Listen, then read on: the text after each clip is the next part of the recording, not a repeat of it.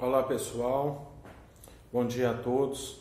Queria dizer que é um prazer estar de novo com vocês, fazendo essa troca de experiências, eu contribuindo um pouco com o meu conhecimento a todos vocês e também recebendo de vocês também conhecimento, tá? Dizer que eu estive um pouco afastado um pouco dos grupos, e de redes sociais. Eu tive uns probleminhas pessoais, passei por uns enfrentamentos da vida, mas estou aqui novamente com vocês, querendo dividir esse espaço com vocês e contribuir, juntos para fazermos uma experiência interessante. É a primeira vez que eu estou gravando vídeo, a primeira vez que eu estou me adequando a essas aulas online, e o meu conteúdo que eu vou dar a disciplina para vocês é de imunologia. Espero contribuir com vocês. É uma matéria muito complexa, muito difícil, tá? Aí eu vou falar de doenças e citar alguns componentes da imunologia, alguns componentes do sistema de defesa durante as aulas, O que é imunologia? Imunologia é o nosso sistema humano responsável pelas defesas, é quem vai criar anticorpos para combater os antígenos, combater os vírus, bactérias, micro-organismos que atingem o nosso corpo, tá? Então é responsável por toda a defesa, toda a proteção. E é do sistema imunológico que surgem os tipos de vacinas, surgem alguns tratamentos também através de antibiótico, que vai colher a cepa da bactéria, do micro-organismo em geral, mas isso nós vamos falar detalhadamente. A primeira aula de hoje que eu vou falar é sobre AIDS, a síndrome da imunodeficiência adquirida, também uma pandemia, assim como a Covid-19, o SARS,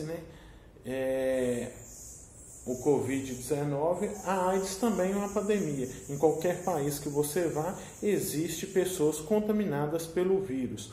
A sigla AIDS significa Síndrome da Imunodeficiência Adquirida, porque está em inglês, e é causada pelo HIV, o vírus da imunodeficiência humana, tá?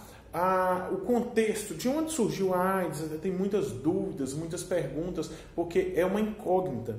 Há muitas hipóteses sobre o surgimento do HIV, mas ainda tudo são hipóteses, não se sabe exatamente. Os primeiros casos de AIDS surgiram em 1980, tá?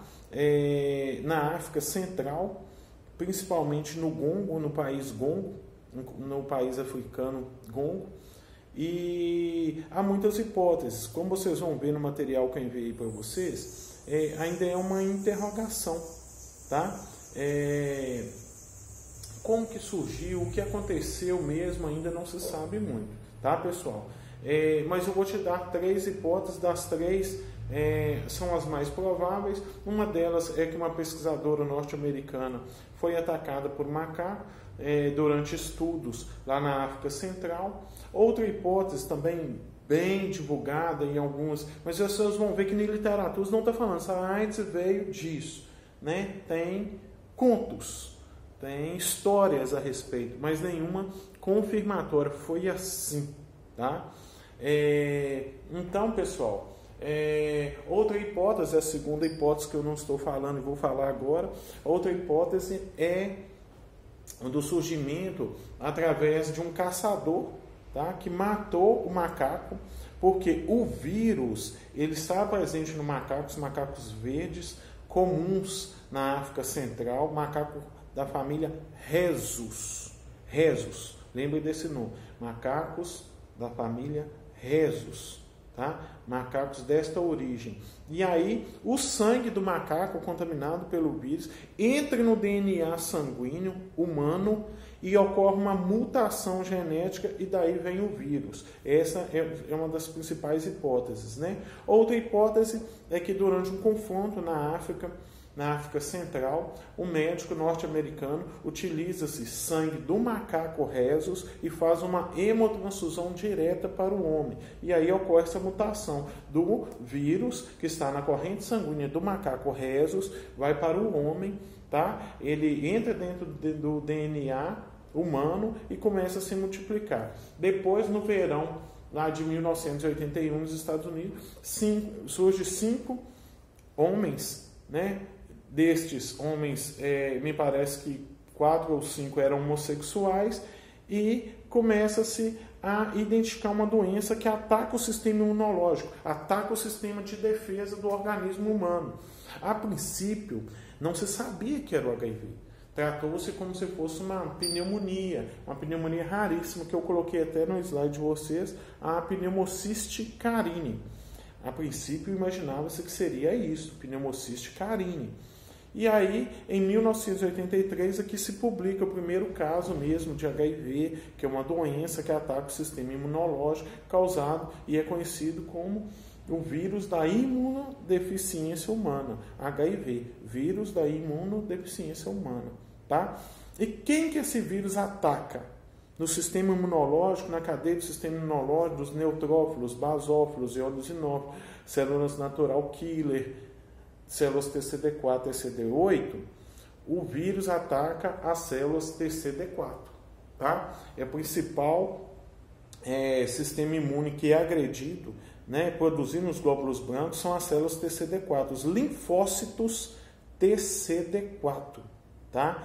O vírus da imunodeficiência humana ataca os linfócitos TCD4, tá bom? Uma sinonimia, né?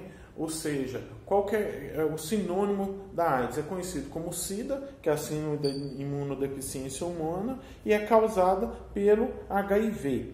Um agente etiológico, né? Quem causa a doença é o HIV 1 e 2, tem 2 tipos de HIV. O HIV 1, ele, infelizmente, né? Ele é mais potente, e o HIV2, que é uma forma mais branda.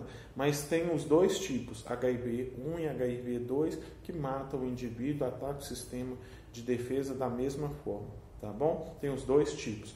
São retrovírus da família Lentiviridae, tá? Não precisa guardar isso, mas só para nível de observação, é da família Lentiviridae, ou Lentiviridae, fica a critério, tá? Em inglês. Tá bom? E o único reservatório do vírus, o macaco possui o vírus na corrente sanguínea, mas ele não fica doente da doença. Ele não tem os sintomas causados pelo vírus. Ele não morre pela doença. Ele possui o vírus na corrente sanguínea, ele contamina, né? No caso, contaminou o homem, mas a mutação genética aqui mata mesmo é o homem. Então, o único reservatório do vírus que é capaz de morrer é o homem. Tá bom? Só para deixar claro aí para vocês. Dando continuidade, o vírus da imunodeficiência humana evolui para uma grave disfunção, como eu disse anteriormente, né, do sistema imunológico, através da destruição dos linfócitos TCD4, uma das principais células alvos do vírus. Né? Os linfócitos TCD4 são componentes celulares dos glóbulos brancos que organizam e comandam a resposta imunológica diante dos agressores. Então, eles organizam, tá? É eles que vão identificar o agente agressor na corrente sanguínea. Eles vão organizar e criar uma resposta imunológica contra este agente agressor, os linfócitos TCD4. Tá? Esses são produzidos na glândula timo, uma glândula que está no nosso sistema neurológico. Tá? Eles aprendem a memorizar, reconhecer e destruir micro-organismos estranhos. Eles aprendem a memorizar, reconhecer e destruir micro-organismos estranhos que entram no corpo humano. O HIV liga-se a um componente da membrana dessa célula, o CD4, penetrando no seu interior pelo RNA da célula e multiplicando pelo DNA do sangue humano. Ou seja, é essa mutação, como eu disse. Tá? O HIV liga-se a um componente da membrana dessa célula TCD4, extrai, tá, o RNA dessa célula e começa a se multiplicar na corrente sanguínea humana através do DNA humano. Tá? Então, quem que o vírus do HIV, o vírus da imunodeficiência humana, ataca em nosso organismo? As células TCD4. os linfócitos TCD4, tá bom? A imunologia está aí, células TCD4. As células TCD4 que são responsáveis por reconhecer, memorizar e agredir os agentes, né, desconhecidos, os patógenos, os agentes agressores. Aí o vírus da imunodeficiência humana começa a deixar o indivíduo com essas células TCD4, que vão extrair RNA delas, tá? E se multiplicar cada vez mais através do DNA humano. Então, as células TCD4 vão ficando fracas, elas vão ficando sendo capazes de reconhecer, memorizar e principalmente atacar mais, tá bom? Por quê? Porque as células TCD4 foram atacadas, foram extraídos RNA delas, tá bom? Pelo vírus do HIV. Na verdade, pessoal, quem difundiu o HIV no mundo inteiro foi o preconceito. O que é o preconceito? Um julgamento errado de algo que eu desconheço, né? Preconceito. Eu estou julgando sem conhecer, sem saber o que é.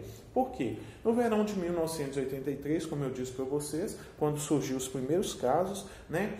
O mundo inteiro achou-se erroneamente que era uma patologia típica dos homossexuais, tá? Criou-se como se fosse a doença dos gays, né? Então pensava-se, chamava-se de peste gay. Achava-se que só os homossexuais, os homofílicos, as pessoas que precisavam de hemotransfusão sanguínea, né? Os usuários de drogas injetáveis, os profissionais de saúde e as profissionais de sexo que iriam se contaminar por esse vírus. O restante todo da população poderia continuar tendo relações sexuais desprotegidas que não correriam risco de se contaminar, né? Por isso que eu disse, foi um pensamento errôneo, por isso que várias pessoas se contaminaram, tá bom? E aí o vírus virou essa pandemia, né? Atravessou o continente porque as pessoas não pensou em usar preservativo, não ter relação sexual segura, achavam que era uma doença exclusivamente desse grupo, né? Criaram-se o falso grupo de risco, homossexuais, hemofílicos, profissionais de saúde, pessoas usuárias de drogas que tinham que compartilhar seringas e as profissionais do sexo, as prostitutas no caso, achavam que só essas pessoas iriam se contaminar. Então, vocês notam-se que criaram-se o falso grupo de risco e aí disseminou. E aí, olha, para vocês terem uma ideia, de 1980 só foram ser publicados em literaturas como HIV, recebeu o nome de HIV em 1983. Então, olha o tempo que se demorou para se conhecer sobre o vírus, porque a princípio, em 1980 lá, acharam-se que seria pneumociste carini, porque era um tipo raro de pneumonia que atacava o sistema imunológico. E aí, só em 1983, 3 anos depois, pessoal, 3 anos para fazer-se a descoberta sobre o vírus. Tá? E só em 1985, final de 85 para 86, é que criaram os coquetéis, chamavam-se antigamente de coquetéis, né? Criaram-se esses coquetéis que hoje atualmente são chamados de antirretrovirais, antes coquetéis, hoje antirretrovirais. Tá? Aí que foram criados, mas foi em 1986. No Brasil, só em 1995, pessoal, 1995 é que foi distribuído gratuitamente, porque eram muito caros, o valor financeiro assim, lá no alto, tá? Então, demorou-se muito tempo, tá? Desde a descoberta. Em 1988, aí que foram vendo a eficácia desses medicamentos, e o tempo foi passando, e foi só multiplicando o vírus, atravessou-se o continente, várias pessoas contaminadas. Então, 1980, começa uma doença rara, uma doença imune. 1983 é publicado os primeiros casos. As pessoas criaram o falso grupo de risco, né? Achou-se erroneamente que só determinado grupo ali iriam se contaminar. Tá? 1983 está publicado, criaram o seu falso grupo de risco. 1986 cria-se os coquetéis, né? E só no final da década de 95, por exemplo, no Brasil, é que eles foram ser distribuídos gratuitamente. Então, perdeu-se muito tempo e a contaminação em massa, por isso hoje o HIV é uma grande pandemia. A história, o surgimento ainda, de onde, confirmação. Ô Giovanni, foi o homem que foi atacado pelo macaco? Sim, pode ser. Foi a pesquisadora norte-americana lá foi um homem que caçou o macaco, fez a ingestão da carne do macaco e ocorreu uma mutação genética através do DNA humano? Pode ser. Foi a pesquisadora norte-americana que foi atacada pelo macaco e teve um ferimento e ocorreu essa mutação genética? Pode ser. Foi um médico norte-americano que durante um confronto lá na África pegou sangue do macaco rhesus e fez uma hemotransfusão direta para os seus soldados? Pode ser. São várias hipóteses. O que se sabe é que ocorreu uma mutação genética do sangue deste macaco que possui o vírus na corrente sanguínea com o DNA humano. É a única afirmação que a gente pode ter sobre isso. Tá bom, pessoal? E o que acontece? Como é o vírus da imunodeficiência humana, o vírus ataca os linfócitos TCD4. Tá bom? Os nossos linfócitos de defesa. Ok aí? Deu para entender? Então, o vírus nada mais é que ele deixa a pessoa susceptível, fragilizada a outras doenças. É isso, tá bom? O componente que é agredido no nosso sistema imunológico são as células TCD4. Ok, pessoal? Beleza? Dá para dar continuidade aí? Então, vamos lá. Lá no slide tem duas fotos, tá, dos vírus na corrente sanguínea. São lâminas divididas, uma lâmina está em preto, outra lâmina está em roxo. Vocês vão ver os pontinhos pretos na lâmina, lá no material que eu enviei para vocês. Esse material aí, vocês conseguem visualizar os pontos pretos do vírus disseminando na corrente sanguínea, tá bom? HIV positivo versus AIDS. Existe uma diferença. Eu creio que a grande maioria de vocês sabe, alguns professores já comentaram, né? O HIV positivo, o que é? Ele tem o vírus na corrente sanguínea, ele é capaz de multiplicar, contaminar outras pessoas, mas ele não está doente, tá? Ou seja, ele se contaminou, ele tem uma fase, no qual eu vou falar à frente, que é a fase primária, depois ele vai ficar um longo período assintomático. O que é esse longo período assintomático? Sem sintomas. Ele vai ficar um longo período sem sintomas, tá? Essa HIV positivo, o que é? Ele tem o vírus na corrente sanguínea, possui o vírus, é capaz de contaminar outra pessoa em qualquer momento durante uma relação sexual desprotegida, durante o compartilhamento de seringas, né? Durante um procedimento cirúrgico no qual o profissional de saúde se contamina. Então, ele é capaz de se contaminar, mas ele não está doente pelo vírus. Ele não está doente. Isso tem que ficar claro. Então, há uma diferença. O caso AIDS é quando o sistema imune já está totalmente agredido, as células TCD4 já não conseguem mais combater o vírus, tem uma quantidade maior de cópias de carga viral do que de células TCD4. Células TCD4 agora são minoria e a maioria são a carga viral. Quando é HIV positivo, ainda tem uma grande quantidade de células TCD4 na corrente sanguínea do indivíduo e a carga viral está sendo produzida, porém de forma lenta. E uma das coisas que mais combate essa carga viral são os antirretrovirais, tá? Que aumenta a eficácia das células TCD4 e diminui a replicação, a disseminação, tá, da carga viral. Então, qual é a diferença do HIV positivo para a AIDS? HIV positivo tem o vírus na corrente sanguínea, contamina outras pessoas, mas não apresenta sintomas. Ele está assintomático, tá bom? Assintomático.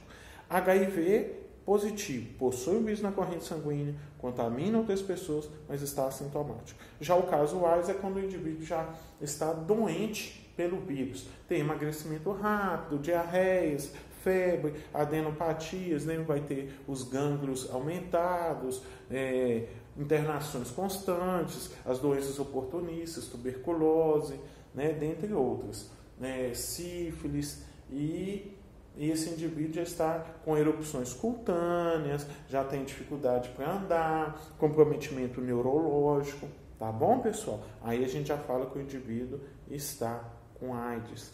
Não se fala mais aidético, tá, pessoal? Isso é uma forma preconceituosa. Se fala, nós profissionais de saúde falamos caso AIDS, tá bom?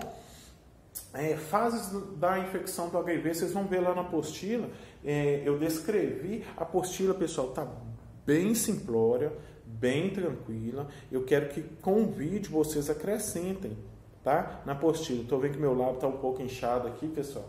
Eu estou com um dente que está cortando um pouquinho aqui. A carinha também está meio amarrotada aí, terno de plantão, à noite tem outro plantão, mas vamos dar continuidade aí, tá bom? É muita coisa que eu tenho passado, pessoal, e graças a vocês eu vou voltar a brilhar novamente, tenho certeza, graças a vocês. Vamos lá. Então, fases do HIV, só para não dispersar. São 3 fases do HIV, a fase aguda, que é a primeira fase, a fase assintomática e a terceira fase, tá? Que é a doença, que já é o caso AIDS. A primeira fase, que nós vamos falar, a fase aguda, o indivíduo se contamina e aí, após essa contaminação, de 5 a 7 dias, ele vai apresentar sintomas semelhantes a um quadro gripal. Ele começa a ter uma coriza nasal, febre, dor de garganta ou uma dor de cabeça, e por isso que é difícil o diagnóstico, porque é difícil suspeitar, correlacionar uma relação sexual, né, no qual o indivíduo se contaminou com esse quadro. Então, assim, é relação sexual e depois apresenta essa fase, que é a fase de 5 a 7 dias, são sintomas semelhantes a um quadro gripal. Geralmente, se o indivíduo procurar o médico vai tratar esse quadro gripal ali, mas não vai, em hipótese alguma, ter uma percepção, ter uma suspeitação sobre AIDS, sobre HIV, tá bom? Isso tem que ficar claro para vocês. Então, essa é a primeira fase, possui-se uma viremia elevada. Nessa primeira fase, ainda, não se consegue dar diagnóstico, a não ser que se passe 30 dias, porque devido ao período de janela imunológica, que é o que vamos falar à frente. Tá bom? Então, a primeira fase, o que é? É a contaminação. De 5 a 7 dias apresenta alguns sintomas. Esses sintomas são semelhantes a um quadro gripal, como eu disse para vocês. Não dá para fazer uma correlação, não. Uma correlação que seria HIV. Tá bom? Não tem como fazer isso. Geralmente os sintomas são febre, mialgia, né? Mialgia é uma dor assim na face, assim. Artralgia, que é dor em articulações. Tá bom? Nas articulações, beleza? Faringite, que é a infecção da faringe. Lembre-se que nós temos, né, faringe, laringe e traqueia. Então, são inflamações das vias aéreas superiores, tá bom? E esses pacientes, geralmente,